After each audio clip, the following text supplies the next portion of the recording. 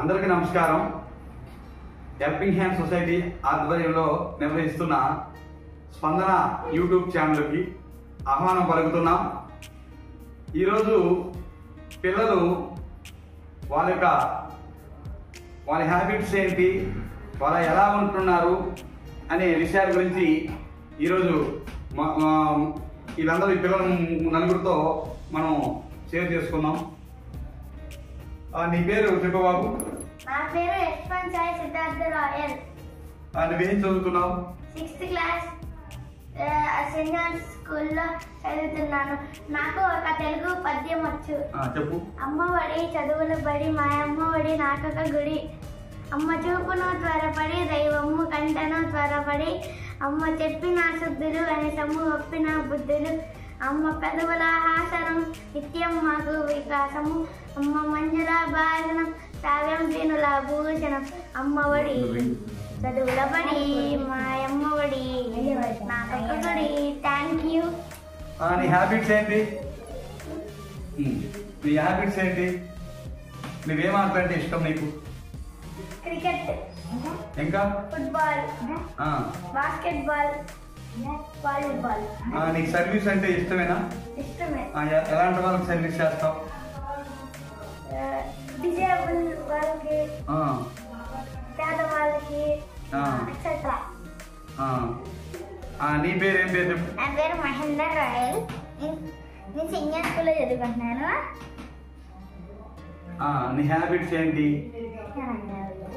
చెప్పు. నీకు ఒక ఏం పాట వచ్చా? నీకు పద్యం వచ్చా?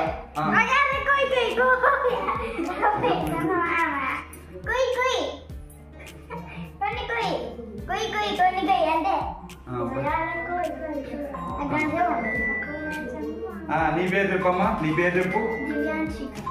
నీకేమొచ్చు? ఈ హ్యాబిట్స్ ఏం చెప్పు. Helping each other. ఇంకా నీకేమొచ్చు? ఏమొచ్చా? గేమ్స్ వచ్చా నీకేనా? ఇంగ్లీష్ రైమ్స్ చెప్పు. తెలుగు వచ్చా? రైమ్ ఏమైనా వచ్చా? చెప్పు. నీకేమొచ్చు? చిన్న స్టోరీ వచ్చా? నీకమ్మా నీ పేరేం పేరే? నా పేరు యశ్వంత్. నేను 6th క్లాస్ చదువుతున్నా. సెయింట్ ఆంథోనీ ఆర్ట్ స్కూల్లో నేను చదువుతున్నాను. నా ఫేవరెట్ స్పోర్ట్స్ ఏమో ఫుట్బాల్, రన్నింగ్, క్రికెట్. ఇంకా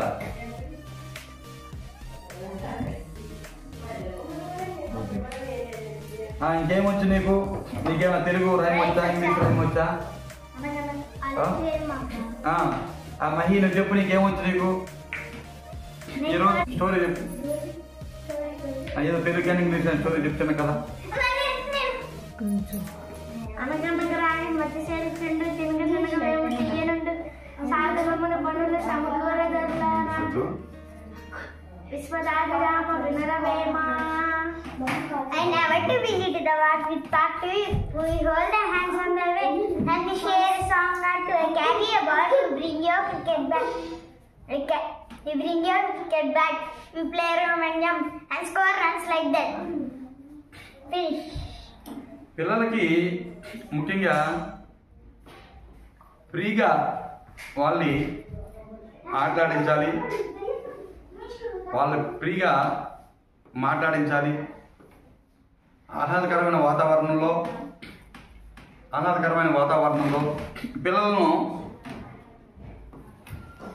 వాళ్ళకి డిసిప్లిన్ ఏమాత్రం తగ్గకుండా వాళ్ళు సెలవుల పూటలో హాలిడేస్లో వాళ్ళు నచ్చినట్లు వాళ్ళు ఒక గంట ఆహ్లాదకరమైన వాతావరణంలో ఆటలు కానీ పాటలు కానీ, ముఖ్యంగా కరికులం, ముఖ్యంగా పాఠాలే ముఖ్యం కాదు.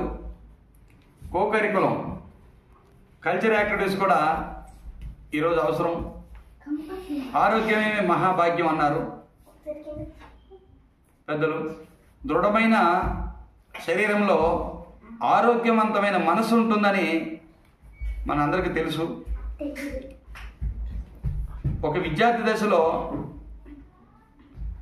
దృఢమైన శరీరంలో ఆరోగ్యవంతమైన మనసు ఉండాలంటే ఖచ్చితంగా ఆ పిల్లవాడు ఎటువంటి ఒత్తిడికి గురవ్వకుండా ఉండాలి అంటే వాళ్ళు ఖచ్చితంగా ఆటలు ఆడుకోవాలి, కల్చర్ ప్రోగ్రామ్స్లో పార్టిసిపేషన్ చేయాలి. అలాంటప్పుడు మాత్రమే వాళ్ళు అనుకున్న లక్ష్యాలను సాధించగలుగుతారు. ఇప్పుడు మనం చూస్తూ ఉన్నాం, పిల్లవారు విద్యార్థి దశలో విపరీతమైన చదువుకునేటప్పుడు ఒత్తిడికి గురవుతున్నారు. ఒత్తిడి నుండి బయటపడాలంటే ఆటలు అనేది కూడా అత్యంత అవసరం.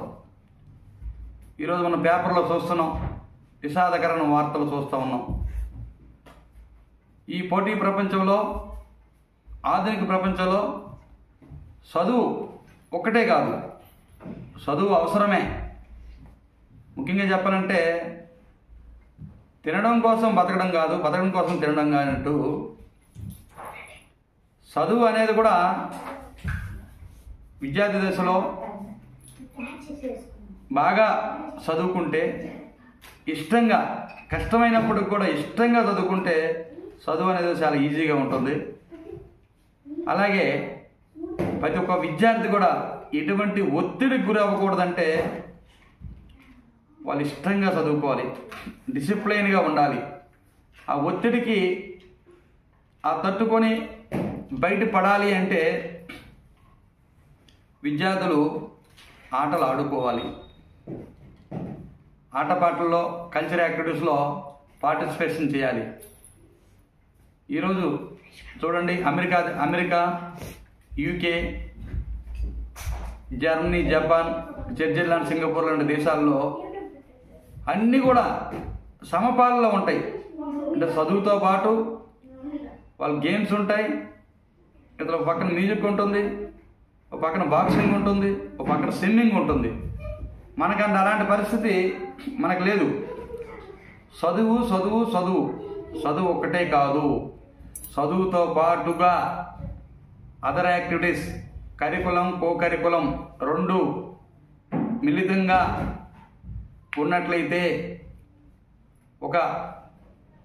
ఒక బాధ్యతాయుతమైన పౌరుడిగా, ఒక మంచి వ్యక్తిత్వంగా ఉన్న పౌరుడిగా తీర్చిదిద్దడానికి అవకాశం ఎంతైనా ఉంటుంది. ఒక్కసారి ఆలోచన చేయండి, విద్యార్థుల తల్లిదండ్రులు, అదేవిధంగా సమాజంలో ఉన్న విద్యావేత్తలు. ఈరోజు కౌన్సిలింగ్ సెంటర్స్ వచ్చాయి, మనోవికాస కేంద్రాలు చాలా ఏర్పడుతున్నాయి, రీహాబిలిటేషన్ సెంటర్స్ ఎక్కువ ఏర్పడుతున్న. దానికి కారణం ఎవరు? మనము, మన విధానాలు. ముఖ్యంగా పిల్లవాడిని వాళ్ళని స్వేచ్ఛగా వదిలేద్దాం. ఎందుకంటే వాళ్ళు చదువుతో పాటు అన్ని అంశాల పట్ల అవగాహన అనేది కూడా అత్యంత అవసరం. చదువుతో పాటు అప్పీల్ చేస్తున్నాం, చదువుతో పాటు ఆటలు, పాటలు, కల్చర్ ప్రోగ్రామ్స్ కూడా మన పిల్లలకు నేర్పిద్దాం. మూర్తిమత్వం గల, అంటే టోటల్గా పర్సనాలిటీ డెవలప్మెంట్ అయ్యే విధంగా మన యొక్క సహకారాన్ని అందిస్తాం. Thank you very much.